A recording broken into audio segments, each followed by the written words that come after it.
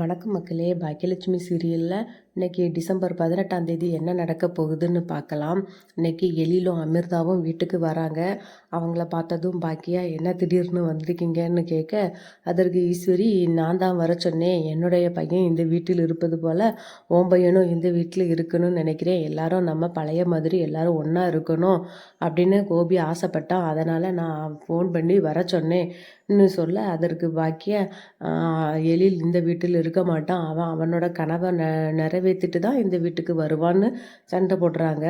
அதோடு உங்கள் பையன் என் குடும்ப விஷயத்திலலாம் தலையிடக்கூடாதுன்னு நான் ஏற்கனவே சொல்லியிருக்கேனேன்னு கேட்க, அதற்கு ஈஸ்வரி, கோபியும் இந்த வீட்டில் ஒருத்தன் தானே, நீ ஏன் பாக்கியா நான் என்ன சொன்னாலும் திமுறா பேசணும்னு நினைக்கிறியான்னு கேட்காங்க. அதற்கு எழில், அம்மா சொன்னது தான் சரி, நான் இந்த வீட்டில் சாதிச்சுட்டு தான் இருப்பேன் என்று சொல்கிறார்.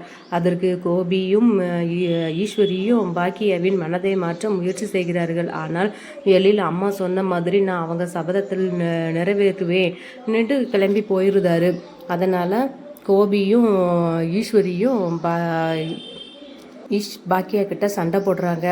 பிறகு அடுத்ததாக ராதிகாவுக்கு கோபி ஃபோன் பண்ணுறாரு. நான் வீட்டில் ரொம்ப சந்தோஷமாக இருக்கேன், ஆனால் எனக்கு மறுபடியும் ஹார்ட் அட்டாக் வந்தது, வீட்டில் எல்லாரும் பதறிட்டாங்கன்னு கோபி சொன்னதும் ராதிகாவும் கிளம்பி ராதிகா பாக்கியா வீட்டுக்கு கிளம்பி வராங்க. அப்போ கோபியும் இனியாவும் பேசிகிட்டு இருக்கிறாங்க. ராதிகாவை பார்த்ததும் இனியா கோவப்படுறாங்க.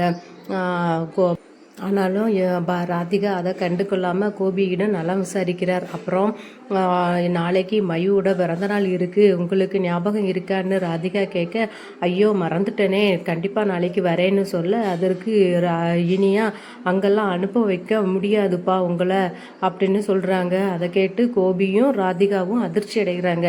இப்படியாக இன்றைய எபிசோடு முடிவடைகிறது.